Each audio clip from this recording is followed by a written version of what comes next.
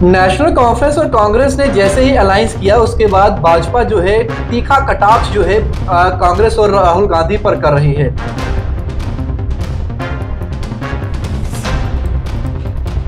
अमित शाह ने एक press conference में सीधा सवाल कांग्रेस और राहुल गांधी से कर दिया।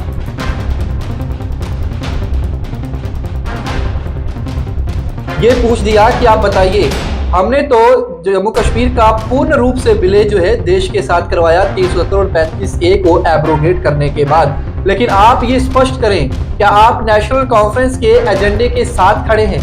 क्या आपने नेशनल कॉन्फ्रेंस के एजेंडे के साथ हाथ मिला लिया है? मैं आपको बताना चाहूंगा कि नेशनल कॉन्फ्रेंस ने अपने मैनिफेस्टो में ये डाला था कि हम 370 और 35A को बहाल करेंगे अगर हम पूर्ण रूप से बहुमत में जम्मू कश्मीर के अंदर सरकार बनाते हैं।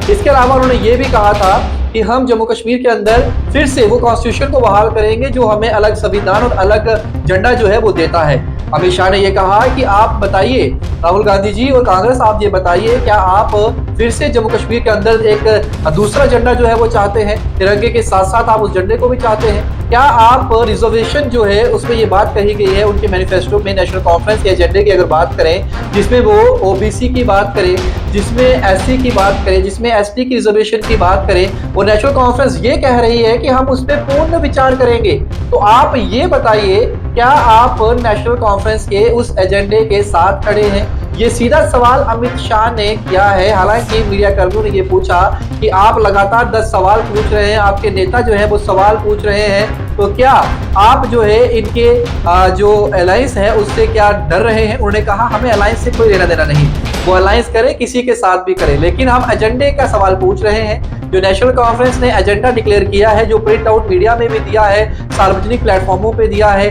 लोगों को बांटा जा रहा है, उस एजेंडे में फिर से 370 और 35A की बहाली की बात की जा रही है। ये वही 370 और 35A था जो जम्मू कश्मीर की बहन बेटियों के हक छीनता था।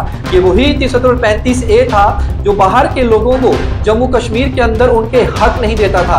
यानी कि बाहर का कोई भी शख्स जो है यहाँ पर जमीन नहीं खरीद सकता था। यहाँ की कोई भी बहन बेटी जो है अगर बाहर शादी करती थी तो उसके सारे राइट्स खत्म हो जाते थे।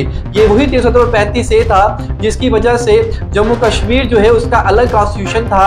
कोई भी देश के अंदर कोई कानून बनता था तो पहले यहाँ की असेंबली उसे पारित करे तो वो देश जम्मू कश्मीर के अंदर लागू होता था, अदरवाइज उसे लागू नहीं किया जाता था। ये वही 370 और 35A था।